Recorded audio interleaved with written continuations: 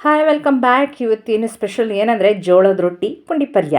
ಜೋಳದ ರೊಟ್ಟಿ ಗೊತ್ತಲ್ಲ, ಉತ್ತರ ಕರ್ನಾಟಕ ಸ್ಪೆಷಲ್. ಅದೊಂದು ಪೌಷ್ಟಿಕವಾದ ಆಹಾರ ಅವ್ರಿಗೆ ಅಂತಲೇ ಹೇಳ್ಬೋದು. ನಮ್ಮ ಈ ಕಡೆ ದಕ್ಷಿಣ ಕರ್ನಾಟಕ ಸೈಡು ಜೋಳದ ರೊಟ್ಟಿ ಮಾಡೋದು ಸ್ವಲ್ಪ ಕಡಿಮೆನೇ, ಬಟ್ ಮಾಡ್ತೀವಿ. ಅವರಷ್ಟು ಟೇಸ್ಟಿಯಾಗಿ ಮಾಡೋಕ್ಕೆ ಬರೋಲ್ಲ ಅಂತ ಅನಿಸುತ್ತೆ ನಮಗೆ.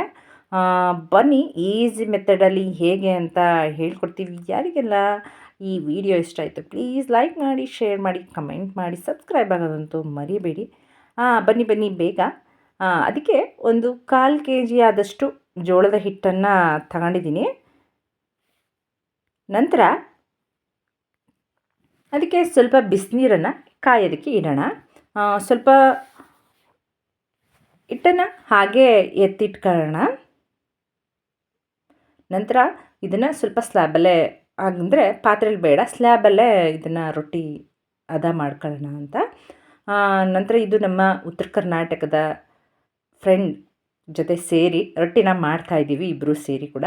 ಅವರು ರೊಟ್ಟಿ ಸ್ಪೆಷಲಿಸ್ಟು. ಅದರಿಂದ ಈಗ ನೀರು ಚೆನ್ನಾಗಿ ಕುದೀತಾ ಇದೆ. ಕುದೀತಾ ಇರುವಂಥ ನೀರನ್ನು ಈಗ ಹಿಟ್ಟು ಕಲಸೋದಕ್ಕೆ ಹಾಕೋಣ. ಈಗ ಜೋಳದ ರೊಟ್ಟಿಗೆ ಮೇಯ್ನ್ ಇಂಪಾರ್ಟೆಂಟ್ ಅಂದರೆ ಉಪ್ಪು ಹಾಕಲ್ಲ ಇವರು. ಉಪ್ಪು ಹಾಕ್ತೇನೆ ರೊಟ್ಟಿ ಮಾಡೋದು. ಆ್ಯಕ್ಚುಲಿ ಉತ್ತರ ಕರ್ನಾಟಕ ಸೈಡವರೆಲ್ಲ ಜೋಳ ಮಾಡೋದಕ್ಕೆ ಉಪ್ಪು ಹಾಕಲ್ಲ.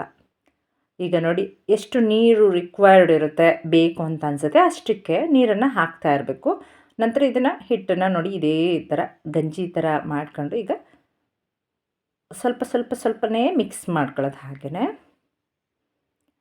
ನೋಡಿ ಈ ಮೆಥಡಲ್ಲಿ ರೊಟ್ಟಿನ ಮಾಡ್ತಾರೆ. ಎಷ್ಟು ಚೆನ್ನಾಗಿ ಬರುತ್ತೆ ರೊಟ್ಟಿ ಅಂತ. ನಾವು ಕೂಡ ಟ್ರೈ ಮಾಡ್ತೀವಿ, ಬಟ್ ಅವರಷ್ಟು ತೆಳು ತಟ್ಟಕ್ಕೆ ಬರೋಲ್ಲ.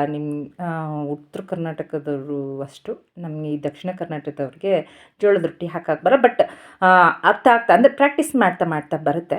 ನೋಡಿ ಈ ಅದಕ್ಕೆ ಪೇಸ್ಟ್ ಥರ ಮಾಡ್ಕೋತಾರೆ. ನಂತರ ಹಿಟ್ಟನ್ನು ಚೆನ್ನಾಗಿ ನೋಡ್ಕೊಳ್ಳಿ ಏಕೆ ಕಲಿಸ್ತಾರೆ ಅಂತ. ಸ್ಕಿಪ್ ಮಾಡ್ದಂಗೆ ವೀಡಿಯೋಸ್ ನೋಡಿ ಜೋಳದ ರೊಟ್ಟಿನ ಆರಾಮಾಗಿ ಈಸಿಯಾಗಿ ಮಾಡ್ಕೋಬೋದು ನೀವು. ಜೋಳದ ರೊಟ್ಟಿ ನಿಮಗೆ ಗೊತ್ತಿರುತ್ತೆ ಅದ್ರ ಉಪಯೋಗಗಳು ಏನೇನು ಅಂತ. ಅಂದರೆ ಇದನ್ನು ನಾವು ಜಾಸ್ತಿ ಶುಗರ್ ಪೇಷಂಟ್ಗಳು ಯೂಸ್ ಮಾಡ್ಬೋದು ಅಂತ. ಅಂದರೆ ಜೋಳದ ರೊಟ್ಟಿ ಅಂದರೆ ನಮ್ಮ ಬ್ಲಡ್ಡಲ್ಲಿರುವಂಥ ಶುಗರನ್ನ ಕಂಟ್ರೋಲ್ ಮಾಡುತ್ತೆ ಅಂತ ಹೇಳ್ತಾರೆ. ಬಟ್ ತಿಂದು ನಂತರ ಅದನ್ನ ದೇಹದ ತೂಕದ ನಿಯಂತ್ರಣ, ಅಂದರೆ ಬ್ಯಾಲೆನ್ಸಿಂಗ್, ಡಯಟಿಗೋಸ್ಕರನೂ ಇದು ಜೋಳದ ರೊಟ್ಟಿನ ಯೂಸ್ ಮಾಡ್ತಾರೆ. ನೋಡಿ ಈ ಥರ ಚೆನ್ನಾಗಿ ನಾದ್ಕೋಬೇಕು.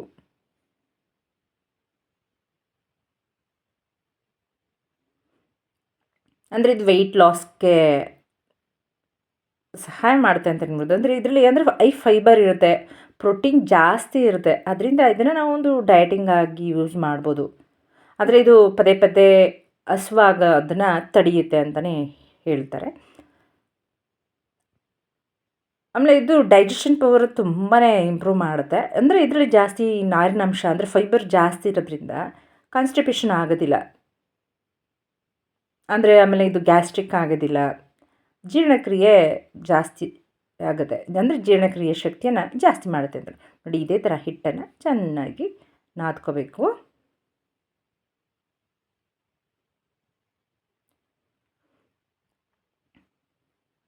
ನೋಡಿ ಅದಕ್ಕೆ ನೋಡಿ ಇಷ್ಟು ಪ್ರೋಸೆಸ್ ಇರುತ್ತೆ.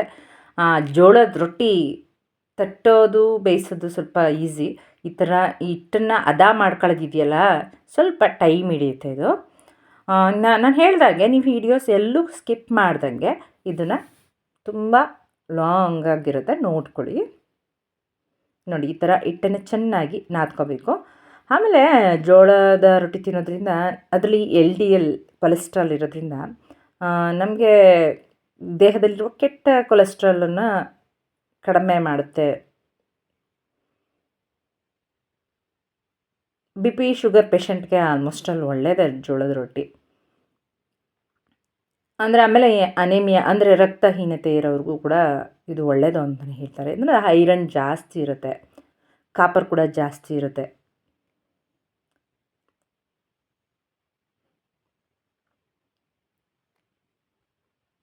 ನೋಡಿ ಈ ಥರ ಚೆನ್ನಾಗಿ ಹಿಟ್ಟನ್ನು ನೋಡಿ ಹದ ಮಾಡ್ಕೊಂಡು, ಈಗ ನಿಮಗೆ ನೋಡಿ ಇಷ್ಟೇ ದಪ್ಪ ಹಿಟ್ಟಲ್ಲಿ ಎಷ್ಟು ದೊಡ್ಡ ರೊಟ್ಟಿಗಳನ್ನ ಹಾಕ್ಬೋದು ಅಂತ ನಿಮಗೆ ತೋರಿಸ್ತೀನಿ. ನಂತರ ಸ್ವಲ್ಪ ಹಿಟ್ಟನ್ನು ಇಟ್ಕೊಂಡಿರ್ತೀವಲ್ಲ ಆ ಹಿಟ್ಟನ್ನು ಹಾಕಿ ಈಗ ನಾವು ರೊಟ್ಟಿ ತಟ್ಟಬೇಕಾದ್ರೆ ಯಾವುದೇ ಡಿಸ್ಟರ್ಬೆನ್ಸ್ ಅಂತ ಇರಬಾರ್ದು ಅಂತೀವಿ. ಈ ಉಂಗುರನೂ ರಿಮೂವ್ ಮಾಡಿ ಈಗ ಜೋಳದ ರೊಟ್ಟಿ ತಟ್ತಾ ಇರೋದೆ ನೋಡಿ. ಈಗ ತಟ್ಟಿ ತಟ್ಟಿ ತಟ್ಟಿ ತಟ್ಟಿ ಎಷ್ಟು ತೆಳುವಾಗಿ ತಟ್ತಾರೆ ಅಂದರೆ ಹಾಳೆ ಥರ ಇರುತ್ತೆ ರೊಟ್ಟಿ ನೋಡಿ. ಈ ಥರ ಒಂಚೂರು ಅಂದರೆ ಹಿಟ್ಟು ಫ್ರೆಶ್ ಆಗಿದ್ದರೆ, ಅಂದರೆ ನೀವು ಆಗ 1 ತಿಂಗಳು 15 ದಿನದಲ್ಲಿ ಹಿಟ್ಟನ್ನು ಮಾಡಿಸಿದರೆ ಸ್ವಲ್ಪನೂ ಕಿತ್ತೋಗಲ್ಲ ರೊಟ್ಟಿ, ತುಂಬ ಚೆನ್ನಾಗಿ ಬರುತ್ತೆ. ಹಿಟ್ಟು ಸ್ವಲ್ಪ ದಿನ ಜಾಸ್ತಿ ಆಯಿತು ಅಂದರೆ ಈ ಥರ ಕಿತ್ತೋಗುತ್ತೆ ನೋಡಿ. ಈಗ ಯಾವ ಥರ ತಟ್ತಾರೆ ಅಂತ ನೀವು ಬೇಕಿದ್ರೆ ಇದನ್ನು ಲಟ್ಟಣಿಗೆಲ್ಲೂ ಬೇಕಿದ್ರೆ ಲಟ್ಟಿಸ್ಕೋಬೋದು, ಚಪಾತಿ ಥರ ರೊಟ್ಟಿನ. ಬಟ್ ತಟ್ಟೋದೇ ಒಂಥರ ಚೆನ್ನಾಗಿರುತ್ತೆ, ಈ ಥರ ರೊಟ್ಟಿ ತಟ್ಟೋದೇ ಒಂಥರ ಟೇಸ್ಟಿಯಾಗಿರುತ್ತೆ. ಲಟ್ಟಣಿಗೆಯಲ್ಲಿ ಲಟ್ಟಿಸೋದಕ್ಕಿಂತ ಈ ಥರ ರೊಟ್ಟಿ ತಟ್ಟಿ ಬೇಯಿಸೋದ್ರಿಂದ ರುಚಿ ತುಂಬ ಚೆನ್ನಾಗಿರುತ್ತೆ ನೋಡಿ. ಈಗ ರೊಟ್ಟಿ ತಟ್ಟಾಗಿದೆ. ನಂತರ ಇದನ್ನು ಒಂದು ಹೆಂಚು ಕಾಯಕ್ಕಿಟ್ಟಿದ್ವಲ್ಲ, ಒಲೆ ಮೇಲೆ ಹೆಂಚು ಕಾಯಕ್ಕಿಟ್ಟಿದ್ದಕ್ಕೆ ಹಾಕೋಣ ನೋಡಿ ಯಾವ ಶೇಪಿಗೆ ಬರುತ್ತೆ ಅಂತ. ಸ್ವಲ್ಪನೂ ಕಿತ್ತೋಗಲ್ಲ. ಆಮೇಲೆ ರೌಂಡ್ ಶೇಪ್ ಹೇಗೆ ಬಂದಿದೆ ಅಂತ ಹೇಳಿ.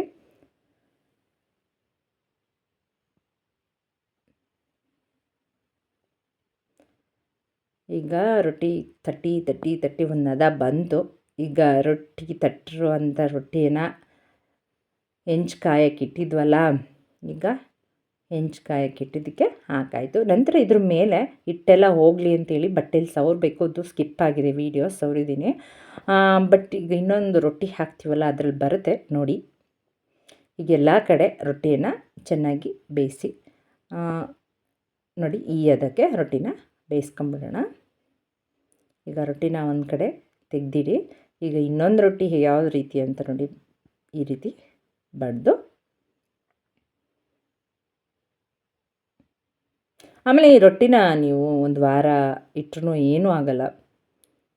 ಯಾಕೆಂದರೆ ಇದು ತುಂಬ ಡ್ರೈ ಆಗಿರುತ್ತೆ ರೊಟ್ಟಿ, ಏನೂ ಹಾಕಿರಲ್ಲ, ಉಪ್ಪು ಹಾಕಿರಲ್ಲ, ಏನು ಹಾಕಿರಲ್ಲ, ನೀರು ಜಾಸ್ತಿ ಹಾಕಿ ಕಲಸಿರೋದ್ರಿಂದ ತುಂಬ ದಿನ ಇಡ್ಬೋದು. ಇದನ್ನು ತುಂಬ ದಿನ ಮೀನ್ಸ್ ಒಂದು ವಾರದೊಳಗೆ ಇಟ್ಟು ತಿನ್ಬೋದು ನೋಡಿ. ಈಗ ಇನ್ನೊಂದು ರೊಟ್ಟಿ ಹೆಂಚಿಗೆ ಹಾಕಿ ಈಗ ಮೇಲಿರುವ ಹಿಟ್ಟನ್ನು ರಿಮೂವ್ ಮಾಡೋದಕ್ಕೋಸ್ಕರ ಸ್ವಲ್ಪ ಒದ್ದೆ ಬಟ್ಟೆ ಮಾಡಿ ಮೇಲೆ ಈ ಥರ ಪ್ರೆಸ್ ಮಾಡಿ ಅದರ ಹಿಟ್ಟೆಲ್ಲ ರಿಮೂವ್ ಮಾಡೋದು. ಆಗ ರೊಟ್ಟಿ ಸ್ವಲ್ಪ ಸ್ಮೂತಾಗಿರುತ್ತೆ ನೋಡಿ. ಪುಂಡಿ ಪಲ್ಯ ಜೊತೆ ಬಿಸಿ ಬಿಸಿಯಾದ ಜೋಳದ ರೊಟ್ಟಿ ತಿನ್ನಲು ಸಿದ್ಧ. ಯಾರಿಗೆಲ್ಲ ಈ ವಿಡಿಯೋ ಇಷ್ಟ ಆಯಿತು ಪ್ಲೀಸ್ ಲೈಕ್ ಮಾಡಿ, ಶೇರ್ ಮಾಡಿ, ಕಮೆಂಟ್ ಮಾಡಿ, ಸಬ್ಸ್ಕ್ರೈಬ್ ಆಗೋದಂತೂ ಮರಿಬೇಡಿ. Okay bye, thanks for watching.